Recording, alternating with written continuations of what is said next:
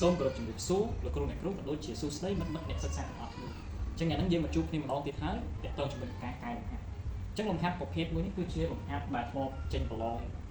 បច្ចេកវិទ្យានេះដូចជាសិស្សកែថ្នាក់ស្រុកថ្នាក់ខេត្តនិងរាជធានីបើតាមខ្ញុំចាំបានជាឆ្នាំ2022អញ្ចឹងលំហាត់ប្រភេទនេះគឺជាលំហាត់ limit នៃ speed ដែល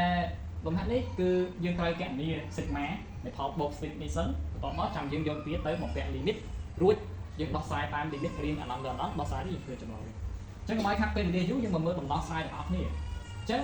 ដើម្បីកណនី limit នៃ speed នេះបានគឺយើងត្រូវតែបំលែងផលបូក sigma នេះទៅជាផលបូក sigma សិនហើយបន្តមកយើងសម្រួលទៅដល់ទីបំផុតយើងឃើញនៅសល់តែតួដើមមួយហើយនិងតួចុងមួយតែប៉ុណ្ណោះអញ្ចឹងកន្លែងនេះយើងមើលដំណោះស្រាយទាំងអស់គ្នាអញ្ចឹងកន្លែងនេះខ្ញុំលើកយកទៀតបាយមកដោះស្រាយជាមុនសិនអញ្ចឹងកន្លែងនេះយើងមានអីគេយើងមានការស្វ័យ9បូកជាមួយនឹងការការ៉េនេះបូកជាមួយ1នេះស្មើជាមួយនឹងអញ្ចឹងកន្លែងនេះខ្ញុំធ្វើការថែមថយតួដើម្បីចាប់អាភាគបាយនេះទៅជាផលគុណកតាបន្ទាប់មកចាំយើងបំលែងអទៅទៀតអញ្ចឹងកន្លែងនេះខ្ញុំថែមការទៀតអញ្ចឹងដកការទៀតបូកជាមួយនឹងការការ៉េបន្ទាប់មកខ្ញុំបូកថែមការទៀតមកវិញដើម្បីឲ្យវាបានទម្រង់ដូចដើមហើយខ្ញុំដាក់ដកការការ៉េហើយបូកជាមួយនឹងការបើខ្ញុំថែមថយការការ៉េនិងការមួយទៀតអញ្ចឹងកន្លែងនេះមិនសល់អីទេមិនសល់បូកការការ៉េបូកការហើយបូក1បន្ទាប់មកខ្ញុំចាប់ជាផលគុណកតា3តួមកខ្ញុំបានអញ្ចឹងកន្លែងខ្ញុំចាប់ការការ៉េជាកតាខ្ញុំបានការការ៉េដកជាមួយនឹងការបូក1ហើយមកដល់កន្លែងការគីនេះខ្ញុំចាប់ការជាកតាបូកការកតាជាមួយនឹងការ៉េដកជាមួយនឹងការបូក1អញ្ចឹងកន្លែងនេះអត់មានអីត្រូវចាប់ទេយើងបដុំវាទៅការការ៉េដកការបូក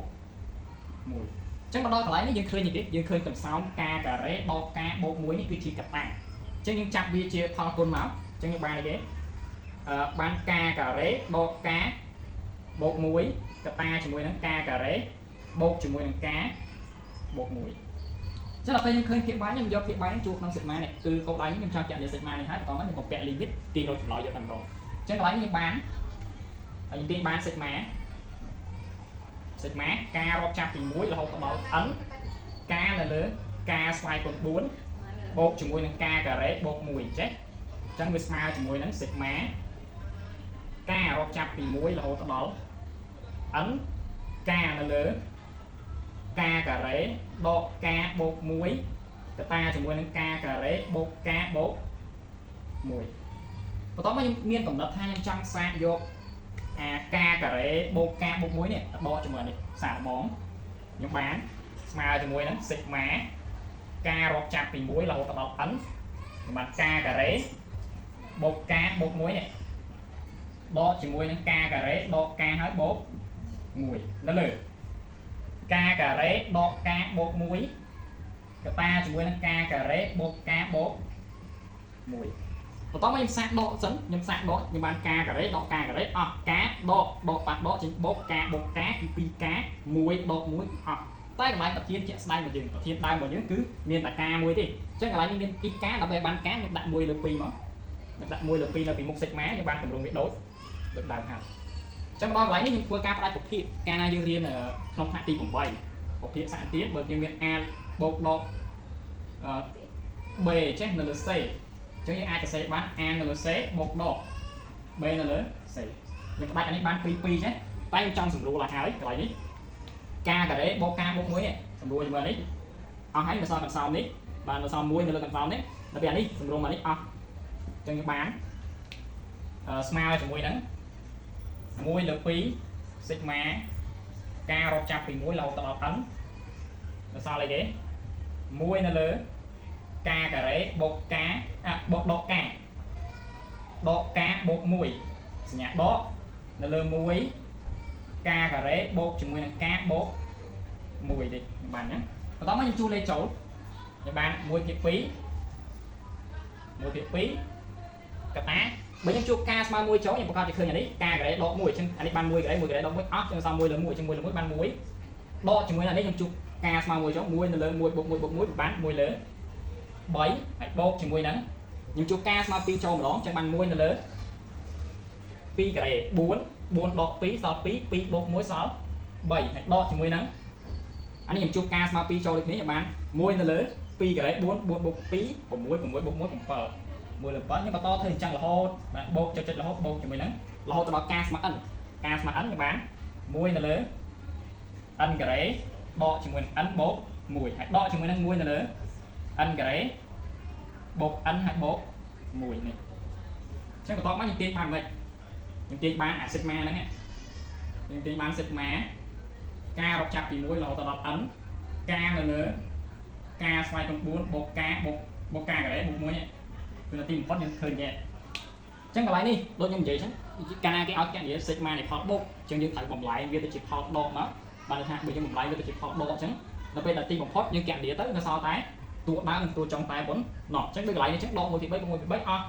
đo một thiềm pớ mà đo lại nhất cứ một thiềm pớ biết không đo lại đi chắc nó sao là tua từ 4 tua chống trong đôi tay rồi này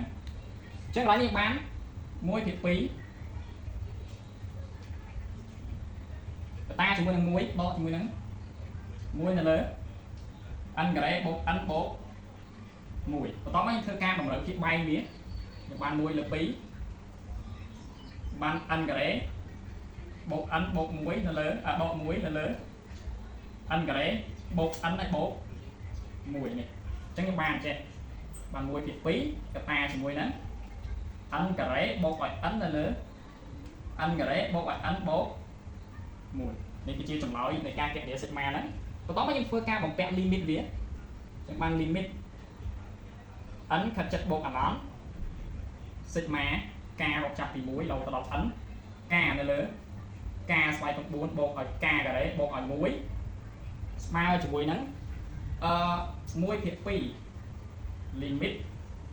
ấn khẩn chất bột nón này ăn cái đấy bột chỉ mình ấn là lớn ăn cái đấy bột ấn bột mùi trên ban limit ấn khẩn chất bột nón sigma ca đọc chặt thì muối lâu ta đọc ấn ca là lớn ca xoay con 4 bột ca cả đấy bột muối với smile cho muối nữa chắc cái này đọc sai limit riêng ở nó thìយើងត្រូវចាប់លើកន្លែងខ្ពស់ជាកតាដែល